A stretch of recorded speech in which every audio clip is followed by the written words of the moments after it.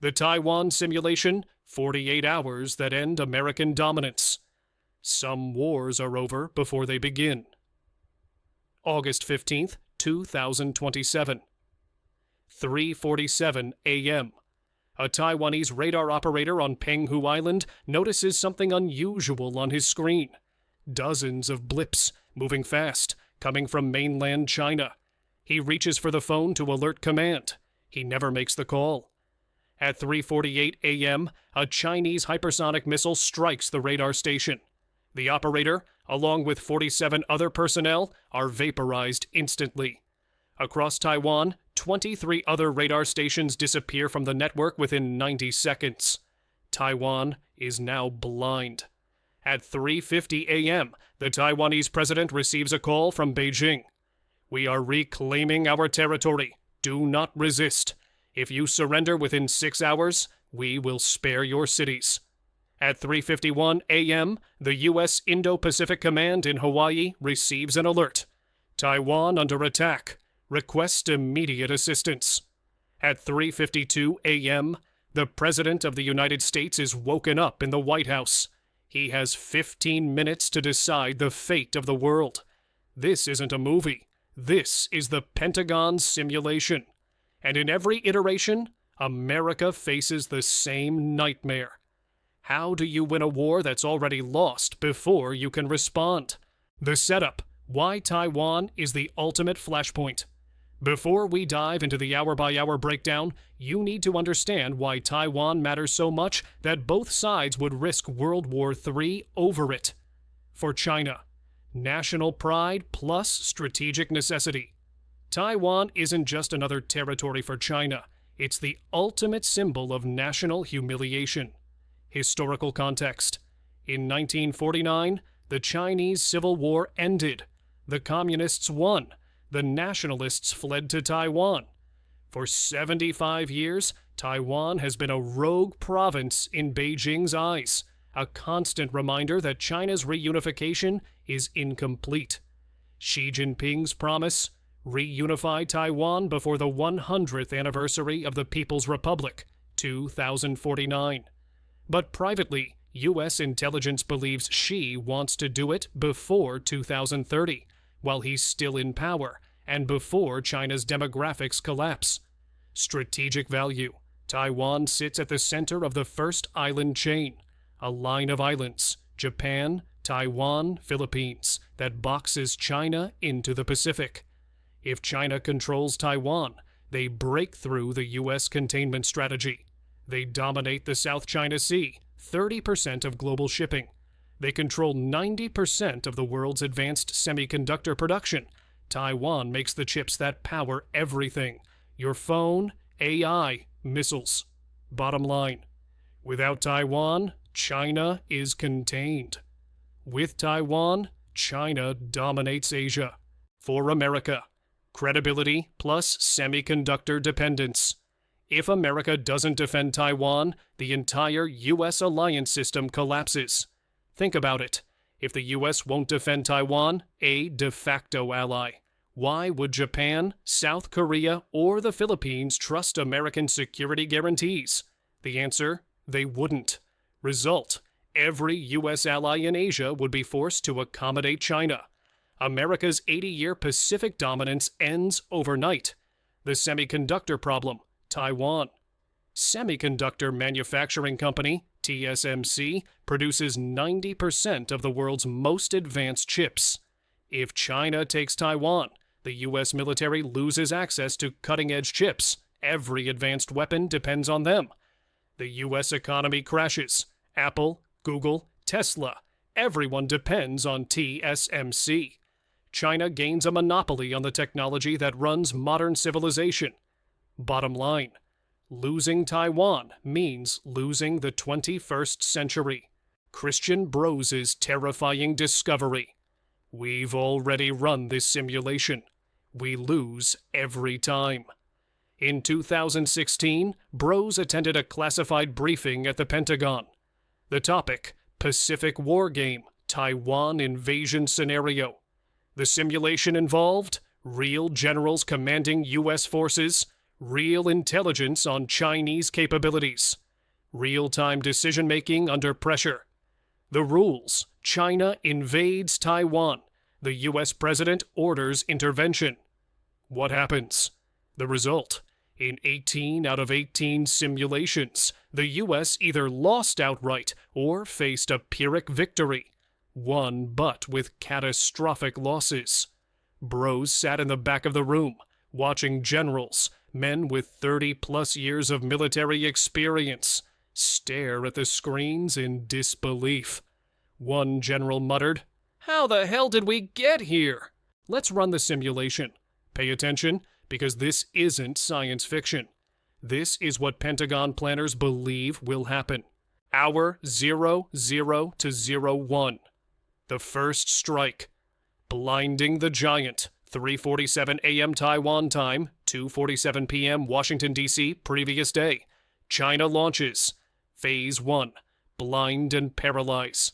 Targets: Taiwan's radar and air defense systems, destroyed in first 90 seconds via hypersonic missiles. U.S. bases in Japan, Kadena, Misawa, Yokosuka, hit with DF-21 ballistic missiles. U.S. base in Guam targeted with DF-26 Guam killer missiles.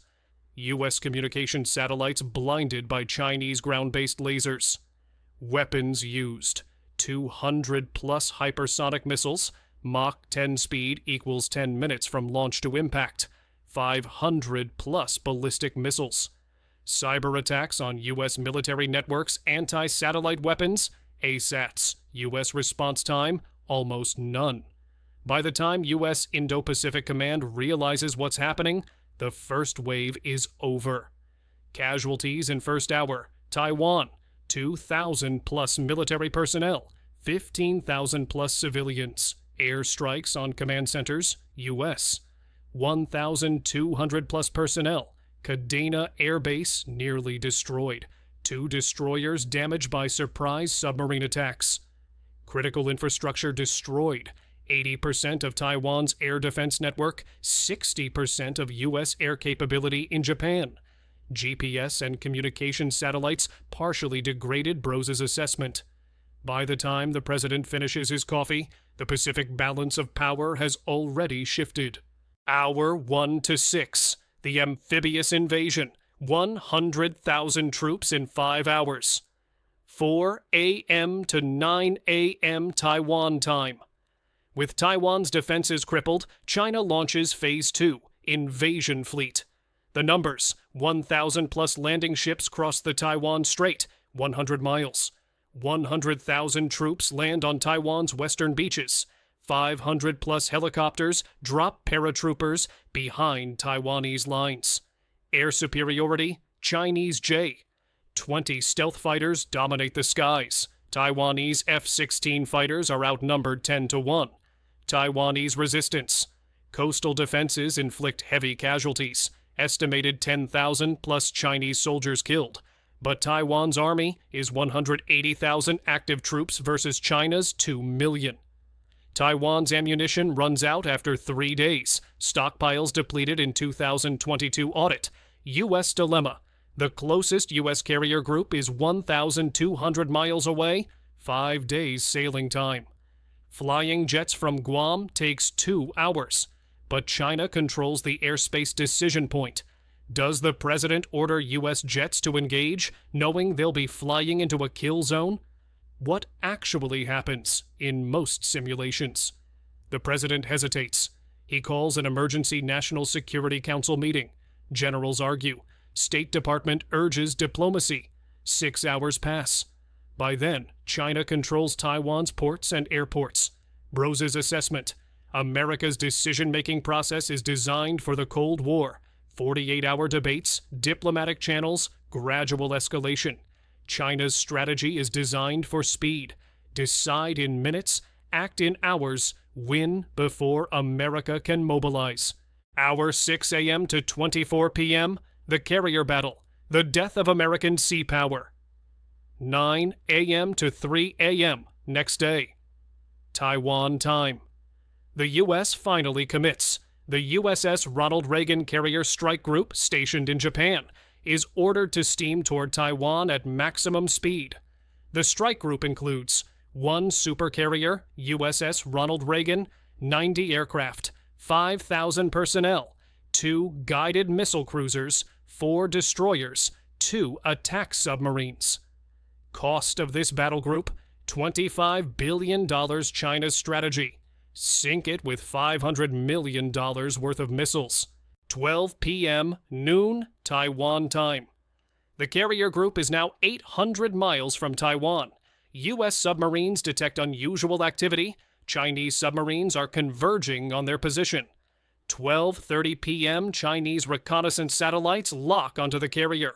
Within minutes, data is transmitted to Chinese missile batteries on the mainland. 1 p.m. China launches a swarm attack. 200 plus DF-21. D. Carrier killer. Missiles 100 plus submarine-launched cruise missiles, 50 plus sea-skimming anti-ship missiles. U.S. defense. Aegis destroyers fire SM-3 interceptors. Success rate 60 to 70% in tests, but never tested against 200 plus simultaneous targets. Phalanx close-in weapon systems engage missiles that break through carrier launches aircraft to intercept 1:15 p.m. The critical 15 minutes. The missiles arrive. Radar screens light up. Automated systems fire thousands of rounds. The ocean turns into a wall of explosions and flak. Results: 140 missiles intercepted, 60 missiles hit the fleet USS Ronald Reagan. 3 hits. Flight deck destroyed. 800 plus casualties, dead in the water. 1 cruiser sunk 2 destroyers. Heavily damaged 1:30 p.m. The carrier strike group commander sends an urgent message. We are combat ineffective, requesting permission to withdraw. Pentagon's nightmare realized. America's most powerful symbol of military might neutralized in 30 minutes. Brose's assessment. We built a $25 billion carrier assuming it would never face a peer adversary. We were wrong, and 800 sailors paid the price. Our 24 hours to 48 hours. The nuclear question. How far will America go? Day 2, August 16th, 2027. China now controls 60% of Taiwan's territory. All major ports and airports, Taiwan's semiconductor fabs, TSMC facilities in Hsinchu surrounded by Chinese special forces. U.S. losses so far. 1 carrier crippled 15 aircraft, shot down 2,500 plus casualties. Forward bases in Japan severely damaged the president's options. Option 1, escalate conventionally. Send 2 more carrier groups, take 7 to 10 days to arrive. Launch long-range bomber strikes from Guam, B-2s with bunker busters. Problem: China has home field advantage. U.S. would be fighting a war of attrition 6,000 miles from home. China is fighting 100 miles from their coast. Option 2, accept defeat. Negotiate a ceasefire. Recognize Chinese control of Taiwan. Consequence: end of U.S. credibility in Asia. Japan, South Korea, Philippines immediately begin accommodating China. American century ends. Option 3, nuclear escalation. Threaten nuclear strikes if China doesn't withdraw China's response. We have 350 nuclear warheads. Are you willing to trade Los Angeles for Taipei? The simulation's most terrifying moment. In one iteration, the U.S. president orders a tactical nuclear strike on Chinese invasion forces in Taiwan. China's response: launch a nuclear strike on U.S. forces in Guam. U.S. counter-response: strike Chinese military bases on the mainland. China's final move: if you strike our mainland again, we will target your west coast. At this point, the simulation is paused, because the next step is total nuclear war. What Bros witnessed. Generals who didn't want to believe. After the simulation ended, the room was silent. Then one general said, "This can't be right. Run it again." They ran it again. Same result. Change the parameters. Assume we have 30 days to prepare. They ran it with 30 days of preparation. US performed slightly better, but still lost.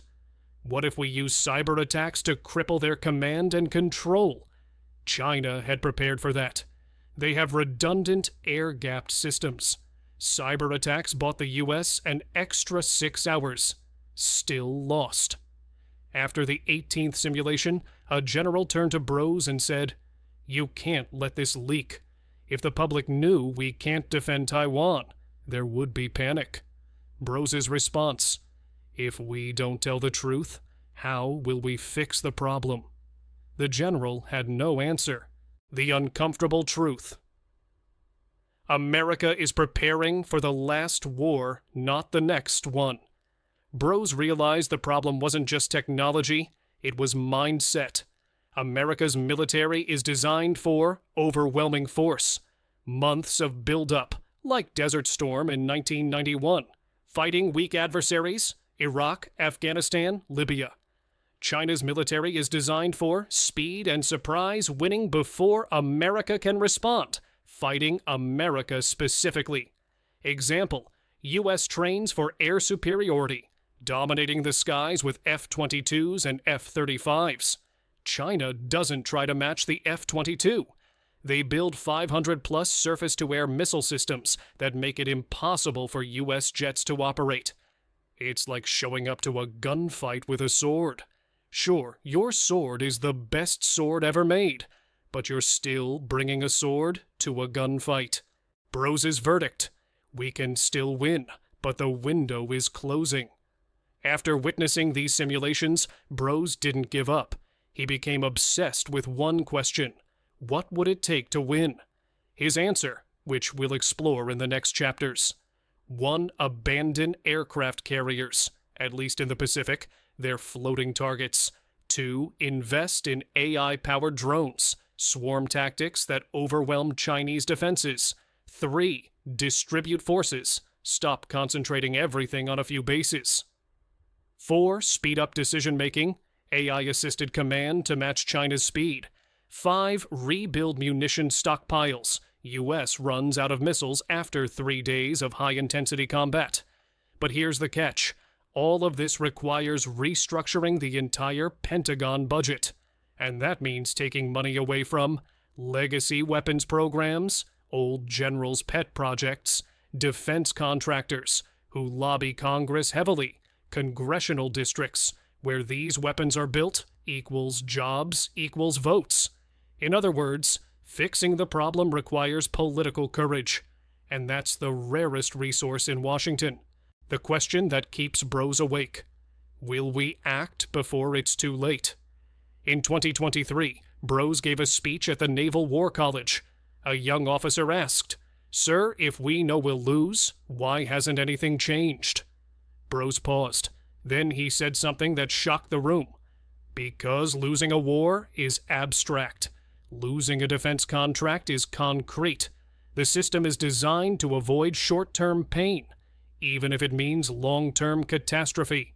He continued, "Every year, Congress debates whether to fund another aircraft carrier.